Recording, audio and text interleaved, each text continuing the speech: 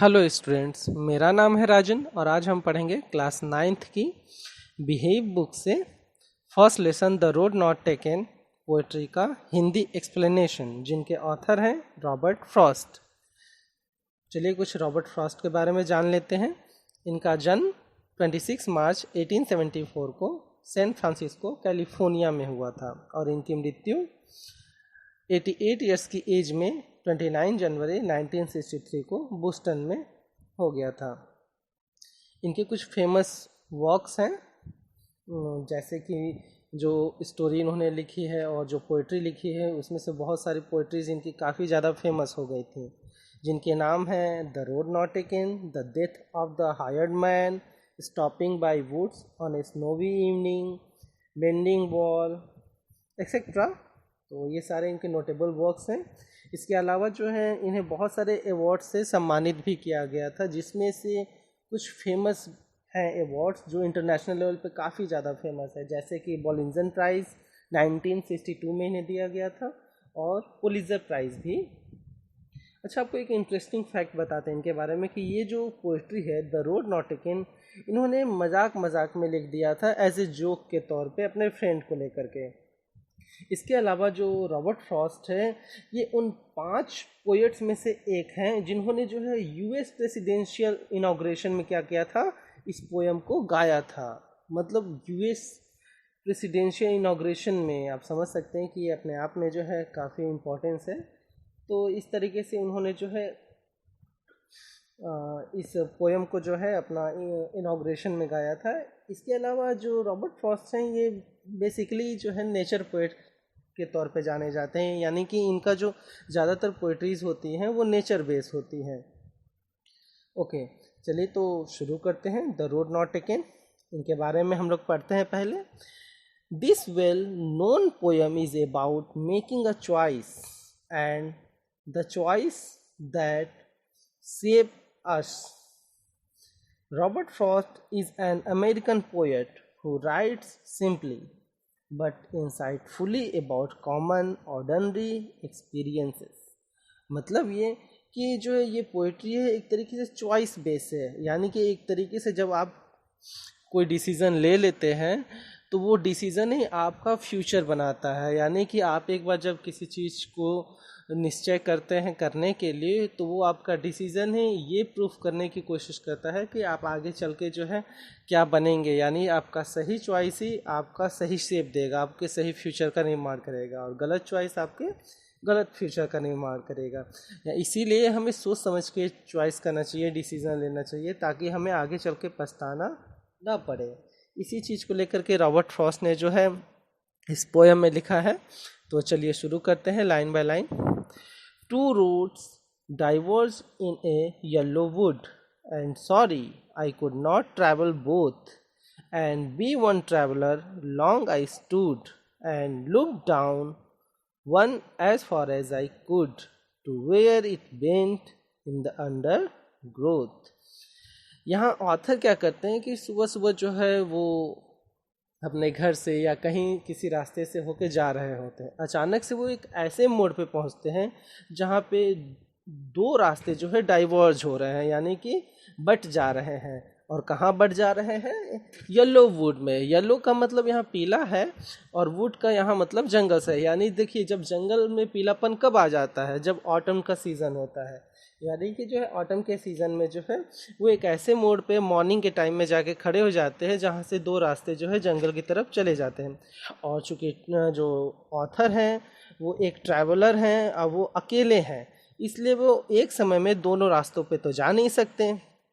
तो अब वो लंबे समय तक वहाँ खड़े होकर देखते रहते हैं, जहाँ तक वो देख सकते हैं। जितनी देर तक वो देख सकते हैं वो देखते हैं।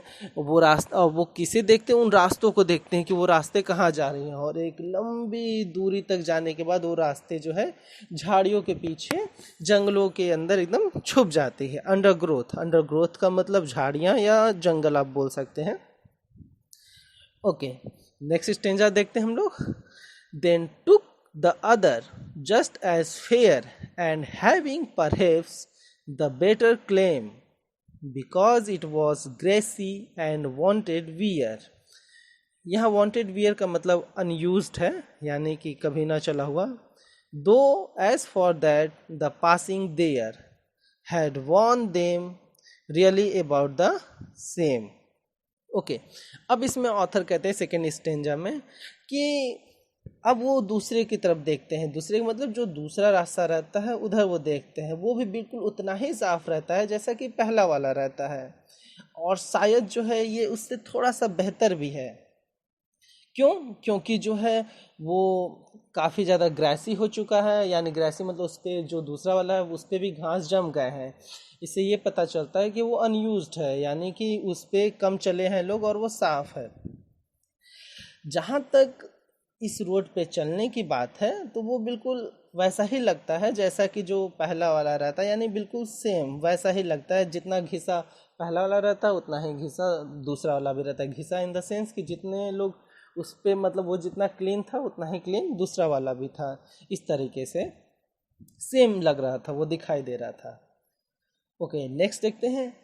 And both that morning equally ले in leaves, no step had trodden black. Oh, I kept the first for another day, yet knowing how way leads on to way, I doubted if I should ever come back.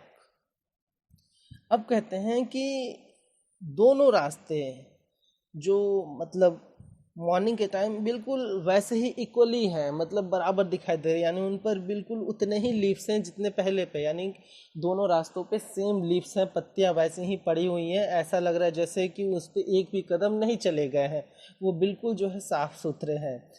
तो जो author है वो क्या कहते हैं, वो कहते हैं कि फर्स्ट जो रोड रहता है वो उसे अनदर डे के लिए छोड़ देते हैं, यानी मतलब वो फिर कभी अब पहले वाले रास्ते पे जाएंगे। इससे हमें ये पता चलता है कि वो कौन सा रास्ता चूज करते हैं, सेकेंड वाला। हालांकि वो जानते हैं कि ये जो रास्ते हैं आगे चल के दूसरे रास्तों से जुड़ जाती हैं, और दूसरा रास्ता आगे चल के तीसरे रास्ते से जुड़ जाते हैं, यानी एक रास्ता आगे जाके दूसरे रास्तों से कनेक्ट हो जाता है और दूसरा तीसरे। इसी तरीके से एक रोड से दूसरे रोड, दूसरे रोड से तीसरे रोड जुड़ते चले जाते हैं। तो अगर एक बार वो जिस भी रास्ते को चूज कर लेंगे तो उन्हें वापस आना मुश्किल होगा, यानी कि इसी बात का उन्हें डाउट है कि अगर एक बार वो चूज कर लिए तो शायद ही वो वापस पीछे आ पाए। इतना तक आपको क्लियर है? ओके, नेक्स्ट स्टेंजा हम लोग देखते हैं। I shall be telling this with a sigh somewhere ages and ages hence. Two roads diverge in a wood, and I took the one less traveled by, and that has made all the। अब इस stanza में author कहते हैं कि जब कई सालों बाद जब वो एक फ्यूचर में कहीं किसी मोड़ पे पहुंच जाएंगे तो वो कहते रहेंगे, वो फील करते रहेंगे कि वो रास्ते जो डाइवर्ज हो रहे थे उन जंगलों में, उसमें से मैंने उन रास्तों को चुना जो लेस ट्रैवल थे, और फाइनली उस रास्ते को चुनने की वजह से आज मैं इस मोड़ पे हूँ, यानी सब कुछ बदल चुका है और आज मैं इस पोजीशन पे मौजूद हूँ। यानी इस पूरे स्टेंजा में ऑथर ये बताते हैं, एक तरीके से जो थीम निकल के बाहर आती है वो ये आती है कि हमें कोई भी डिसीज़न लेना चाहिए तो सोच समझ के लेना चाहिए। क्यों? क्योंकि वही डिसीज़न हमारा फ्यूचर निर्धारित करता है कि हम आगे चल कर क्या बनेंगे, क्या करेंगे। देखिए, ये एक पोयम है तो इसका एक थीम बेस है, आप इसको अपने तरीके से भी किसी भी थीम से रिलेट कर सकते हैं। ये हमारे फ्यूचर से रिलेटेड हो सकता है, ये इसे फन वे में भी आप ले सकते हैं। तो ये एक बेसिकली पोएट्री है जिसके थीम निकल सकते हैं, तो आप इसे थीम से रिलेट कर सकते हैं, जोड़ सकते हैं। तो फाइनली जो ऑथर है वो ये बताने की कोशिश करते हैं इसमें कि जो है हमें सोच समझ के डिसीज़न लेना चाहिए, क्योंकि यही डिसीज़न हमारा फ्यूचर निर्धारित करता है। तो और अगर एक बार आप डिसीज़न ले लिए और उस पर आगे बढ़ गए तो पॉसिबल नहीं है कि आप वापस बैक आ सकें, और कहीं ऐसा ना हो कि आपके उसी डिसीजन की वजह से आपको पछताना भी पड़े। तो इसलिए हमें सोच समझ के डिसीज़न लेना चाहिए। इसके बारे में रॉबर्ट फ्रॉस्ट ने बताया है हमें।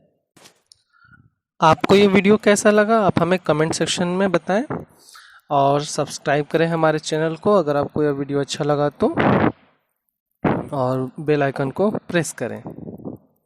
Okay, thank you.